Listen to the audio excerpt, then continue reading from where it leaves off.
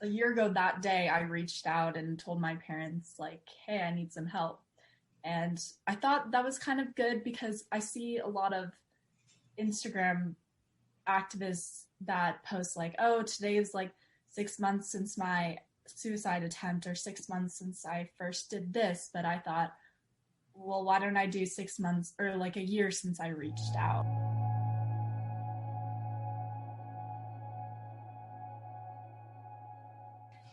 Hey, welcome back to Normalize the Conversation. Today I'm here with Mary Walker. Mary is a mental health advocate. On her Instagram account, Mary shares support, education, and awareness of mental health issues we all face. You can follow Mary at a.little.love.and.smiles. Mary, thank you so much for joining me today. How are you really? Hi, I'm all right. Summer's definitely been kind of a struggle for me, but every day's been different, I'd say. I love that answer because every day is different. And a lot of times when someone asks, how are you? Everyone's like, oh, I'm good, I'm great. But it is different every day and we do struggle sometimes. So thank you for being so honest and open. Yeah. So I love your page, but what inspired you to start it? Yeah, so I started it around my sophomore year. It was kind of during the heart of all of my depression and anxiety waves, I would say. And, I kind of started with very simple posts that I found online or on Pinterest. Just I posted every once in a while. It was more for me than for everyone else. I found myself posting more on my story when I was struggling more. And then I really started to ramp up my page in quarantine. And I posted a video of me playing the ukulele, which is something I picked up in quarantine. It was just something to keep me sane. And it was actually like that year, a year ago that day, I reached out and told my parents, like, hey, I need some help. And I thought that was kind of good because I see a lot of Instagram activists that post, like, oh, today is like 6 months since my suicide attempt, or 6 months since I first did this. But I thought, well, why don't I do 6 months or like a year since I reached out, instead of, something a little more hopeful in the time of quarantine where everyone was struggling.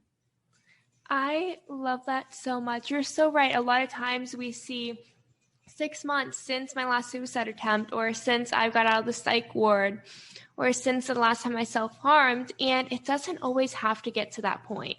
Mm-hmm. We can reach out for support first, and I feel like that's such an important message that we're really missing right now in the mental health community is you don't have to wait till it's that bad. You can reach out before. So I love that you are doing that. But you mentioned you started the page right in the heart of your depression when it was getting really bad. What was that like, and how did you go about navigating? Yeah, honestly, like, depression did this weird thing to me where I don't really remember much of it. And I felt like every day was just kind of this blur. I remember it took me a while to describe what I was feeling. At this point, I had already reached out and told my parents that I needed help. And they were really supportive, thankfully. They got me in therapy right away. But it was still so hard for me to describe like what was going on. So I found this acronym that I'd use. I felt like there was the sea level, and that at the bottom of the ocean, that was like at my worst. And then at the top of the ocean was kind of on the surface. So I was kind of somewhere in the middle, and I called it neutrally buoyant. And once I found that acronym, I felt it was a lot easier to describe where I was. My parents would ask me, where are you in the ocean today? And I was still underwater. I felt like I couldn't catch my breath really. But once I found it easier once I was able to kind of describe what I was feeling and start talking about it. I think a lot of people struggle with that, putting it into words. How do I explain what I'm feeling when I don't know myself? And I love that you created that acronym and talking about it in relation to the ocean. That's something that we can all understand. We can all understand that feeling of drowning and Yeah. being stuck on the bottom and starting to rise. And to be able to explain it and where I am in the ocean is such a great way to connect with your parents and let them know how you're feeling in a way that makes sense to both you and them. So I love that you did that. Yeah, thank you. But other than that, I mean, so like the day to day was really rough. I kind of, when I was really struggling, I kind of just zoned in and focused more on my schoolwork and focused more on like, okay, I just need to get through these next 2 hours and then I can go home and do whatever. I just need to like grind pretty much. I wasn't really focused on, um, not really self care, but more just trying to get through. Um, And sometimes that doesn't work for people, but it definitely worked for me when I was just focusing on the day to day. Yeah.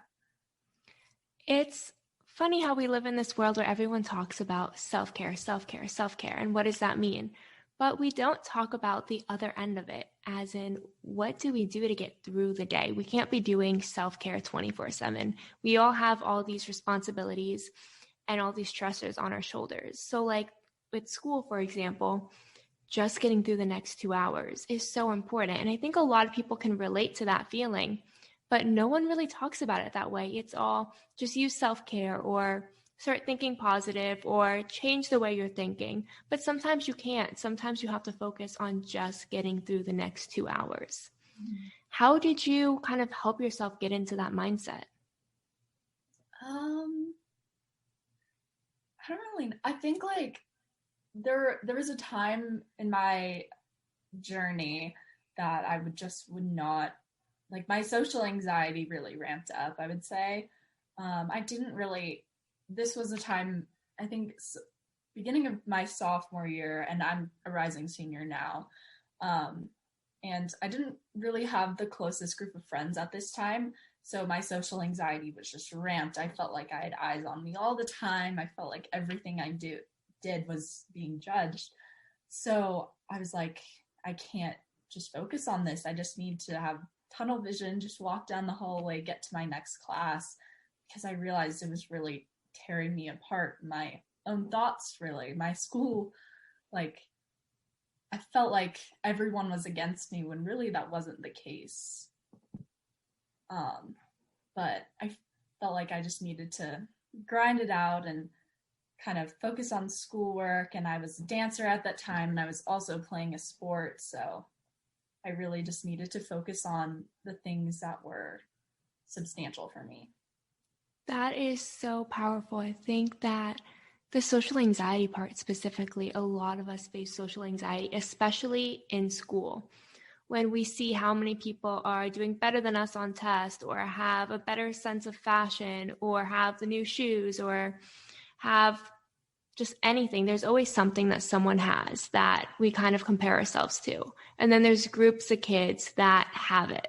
And why don't I have it? Why am I not included? And we kind of get in our heads. We're like, well, everyone must hate us or everyone's judging us or thinking bad about us because we don't have the same thing, the same skills, the same talent, the same grades, the same extra stuff, just any little thing we kind of hold on to and use it against ourselves.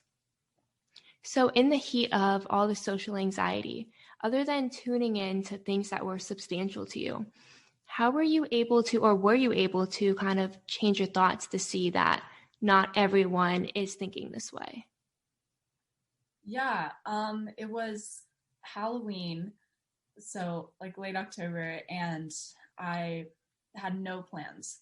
And I was just driving myself crazy. I was like, how can I not have plans on Halloween? This is supposed to be like one of the fun nights, and it was a Friday night. So I was like, really just trying to get out and do something. And I texted one of the girls that I wasn't really close with on my field hockey team, but we had some fun in school. And I was like, hey, are you doing anything tonight? And she said, yeah, we're actually going to this one girl's house. And they were all a year above me. I really didn't know any of them, but I showed up to the party not really knowing anyone. And those girls ended up being some of my closest friends at the end of it. And I think like once that shift happened, once I changed my environment, even just my friend group really kind of opened my eyes, and it made the days less like blurry. It didn't feel like I was living the same day over and over again because I had this new environment that I was living in. That is so amazing. A lot of times when we shift our environment, when we change the people that we hang around, when we find people who see us for ourselves and accept us, and we see that we're not really alone, it can have such an amazing impact on our mental health and can help reduce a lot of our anxiety. Yeah, I totally felt that. And, you know, the hardest step for me was actually just not like sitting with them at the lunch table. I walked in the lunchroom and I saw my old friend group here and my other friend group here, and I was like, all right, we're gonna just make this step, because they were what were they, juniors at the time, and I was a sophomore, so it was a whole different section, but they welcomed me with open arms, and they were all just really amazing girls. That makes me so happy. I'm so glad you were able to find that friend group. It's so important that you have people who make you feel wanted and make you feel seen and heard and valid. So earlier you mentioned therapy and starting therapy. What was that like for you?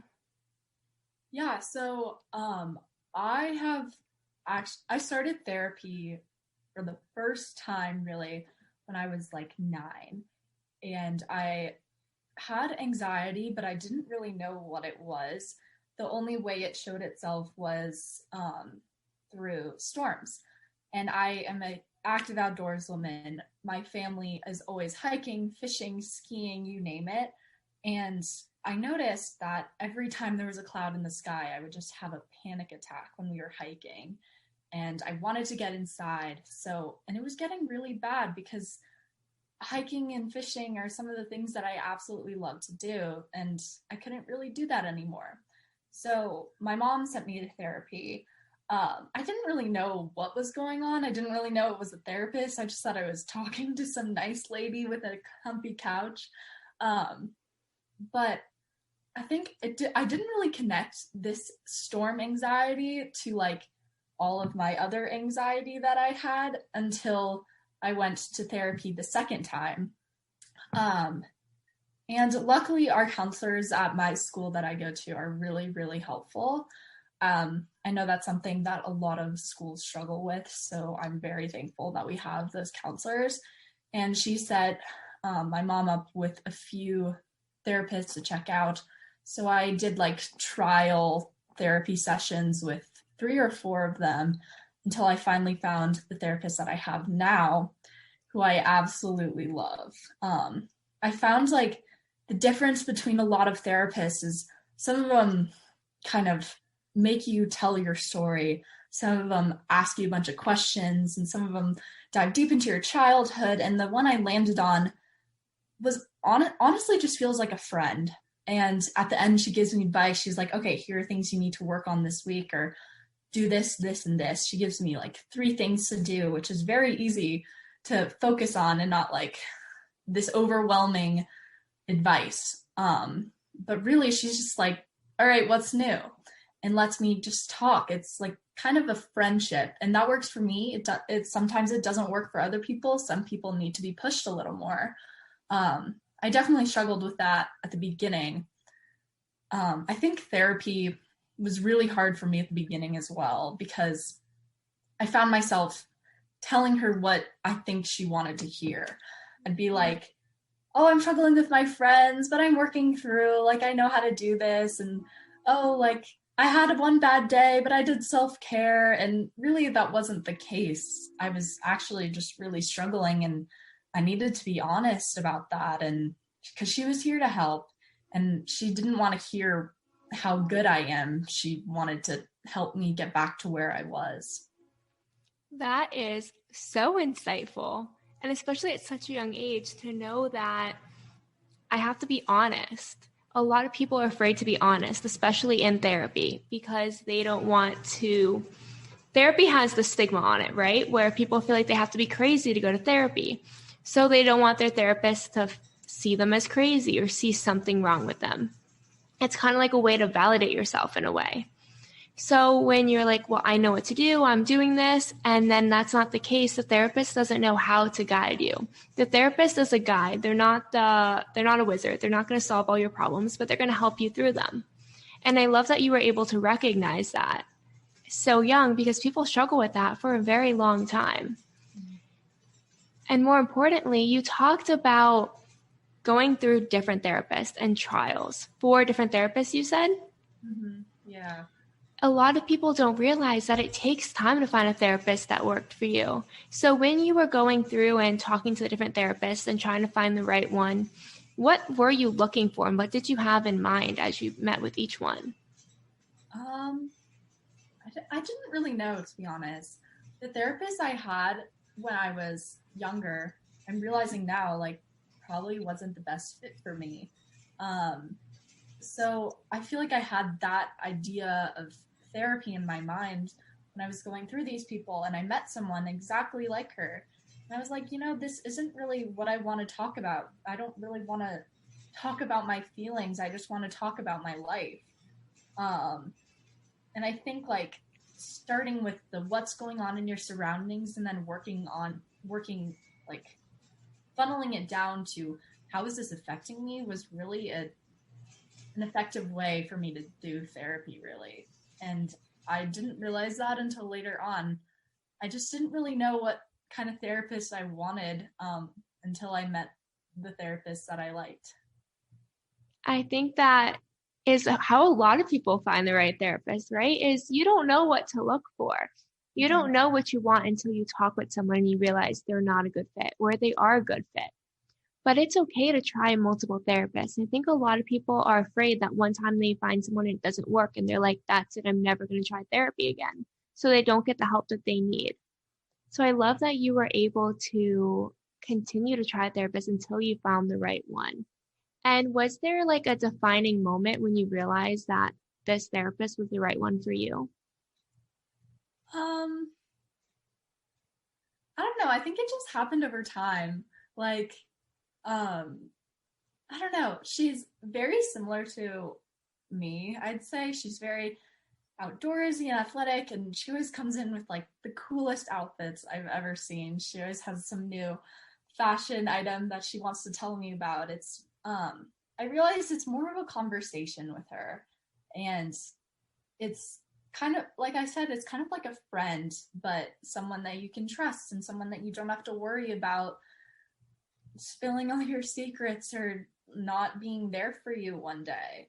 And it's really been helpful for me. I love that so much. And now you also mentioned that you are a rising senior now. And how long ago did you start with this therapist? With the what? Oh, with this therapist. Oh yeah. Sorry. I started, I want to say spring of my freshman year. So, I that's kind of when I first started going through my mental health journey. I was really struggling my spring of freshman year, and that kind of carried through my sophomore year, which was the heart of it. So spring of my freshman year was when I told my parents I needed some help. And I kind of started with her, and it was like once a month, like twice a month maybe. And then I kind of ramped up my sessions to once a week throughout the fall of my sophomore year. And now I just text her every time I need a little refresher, or sometimes I FaceTime her, or if I'm like in like crazy ramped with anxiety, I'll just text her like, hey, here's what's going on. What do you think? Not necessarily like a full on therapy session, but I know she's always there for me. I love that. Was there any fear of your friends finding out? I know there's a lot of stigma, especially at a young age, of going to therapy and what will my friends think? And you mentioned having social anxiety. So did you ever feel that stigma with going to therapy? Yeah, not so much going to therapy, but just like the struggles I faced in general. I mean, I dealt with at the spring of my freshman year, I dealt with a little bit of self-harm. And I think that subject itself is very taboo. I think we don't talk about it at all. And I think that was really hard for my friends to kind of deal with because they had no idea. And a lot of them kind of distance themselves from me, which I totally understand. I mean, no one really knows how to handle it. Yeah. And I think they were more happy for me that I was in therapy, less than like, oh gosh, she's going crazy. But, I definitely faced that stigma throughout my whole journey of my mental health. Yeah. I love that you were able to talk to your friends about it, even if they didn't react in the way that you wanted to. A lot of people are afraid to start that conversation. So the fact that you were able to start it just shows how strong you are and how much you wanted help and you wanted support. But when your friends started to kind of pull away from you and distance themselves a bit, what would you, looking back at it now, what kind of supportive statements or validation something would you have liked to have heard at that time? I don't really know if it was like the need for validation. I think it was just the need for someone to just be there and listen. I think, myself included, I think we struggle with the fine line between listening and giving advice. And I'm one of the people that want to fix everything. And even when my friends talk to me about their mental health issues, I'm like, okay, here's what I did. Here's what I did. And more times we just need someone to listen and someone to be there for us. And I think that was really lacking because a lot of my friends didn't really know how to fix it. And I didn't really know how to tell them that, oh, I just need someone to be there for me. So that was really hard. It's really hard when you can't find someone to really listen to you and hear what you're saying without kind of telling you what to do, because sometimes you even know what to do, you just don't know how to do it. Mm-hmm. Or thanks for telling me what to do, but I still don't know how to do it, or I still feel alone and I just want someone to listen to me. Yeah. And I think that by recognizing that now, you can see that within your page, you're so determined to be supportive and having your DMs always open so that you can be that listening ear for someone that you kind of wish was there for you. Mm-hmm.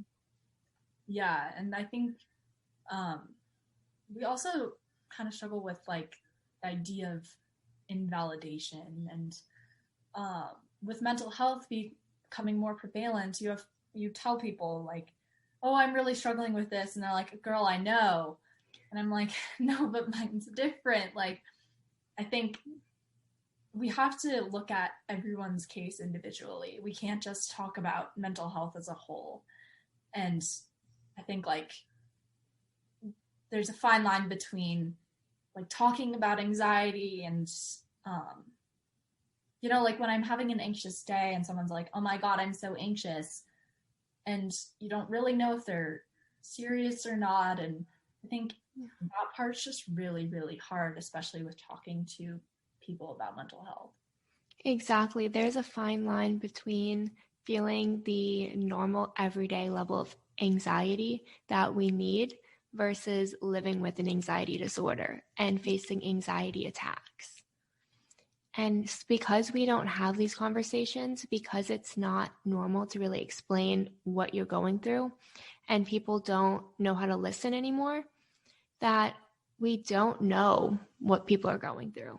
And we kind of don't care to know what people are going through. We're like, oh yeah, I've been there. I've gone through that too. You're fine. And we kind of blow people off. And like you said, it's very invalidating, especially when we're so young and we're trying to have someone listen to us, right? We're trying to reach out for support and no one's really hearing us. And they're just telling us, oh, I've been there too. So then it's like, why do I feel this bad going through it if other people are going through it and they're fine? And it's very isolating.